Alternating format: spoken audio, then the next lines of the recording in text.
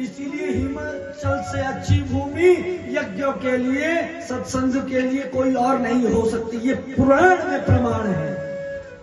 मैं हिमाचली हूं, आप हिमाचली हो, इसलिए अपने हिमाचल की महाराज महिमा गाने में हम किसी को पता ही नहीं है। हम और महिमा तीर्थों की सुनते हैं, पर जो सब तीर्थों को बनाने वाला है उस तीर्थ की महिमा कोई नहीं जानता। सुनो ढंग से, कान खोलो, इधर ध्यान दो।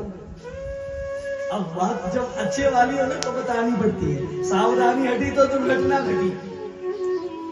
बाकी तीर्थों की महिमा सुनी कि नहीं, पर जो उन तीर्थों को बनाता है उसका महिमा का पता नहीं। अरे तीर्थों को बनाने वाला भी कौन है? अरे ये हिमालय। अगर इस हिमाचल से गंगा ना निकलती तो महाराज वो तीर्थ के निर्माण कैसे होते? महादेव ने उस गंगा को इसी हिमालय से गंधमादन पर्वत होके हुए मान सरोवर से महाराज दो मुख होते हुए पूरे भारतवर्ष में महाराज तीर्थों का निर्माण किया कि नहीं? आपने कलकत्ता सुनी, भोले बाबा को शिवलोक ये पृथ्वी मिली तो भोले बाबा की पूजा के लिए पहला मनु जिससे मानव हुए। कितनी बड़ी बात, मनु से मानव हुए। हम उसी मनु की संतान हैं और भोले बाबा की पूजा के लिए पहली जलधारा के रूप में, क्योंकि गंगा आदि नदियां भी त्रेता और द्वापर आदि की बाद आई है, पहली वो जलधारा सतलुज जो मैया हिमाचल से होकर के ही बहती है, जिसने पहला अभिषेक महादेव का किया है।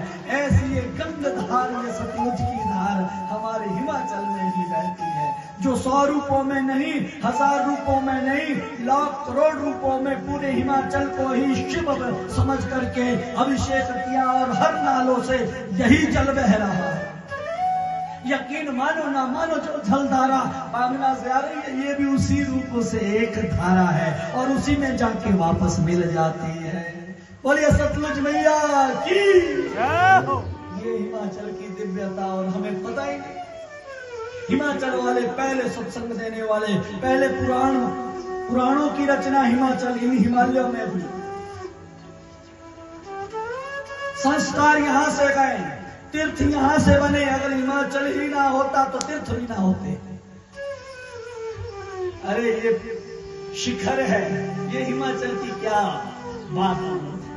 हिमाचल के कई भाव में महाराज कई बार मन डूबने का भाव। आप कभी समझो, कंकर कंकर शंकर का रूप है, डाल डाल पात पात महाराज भगवती का रूप है। हर टीले में भगवती विराजमान है। आहा, हिमाचल का बड़ा सुंदर एक लोकगीत है महाराज, बड़ा प्यारा। आप शायद सुना होगा पर मुझे आता नहीं, कोई गीत आता नहीं। मैं यूं ही राग रूप की समझ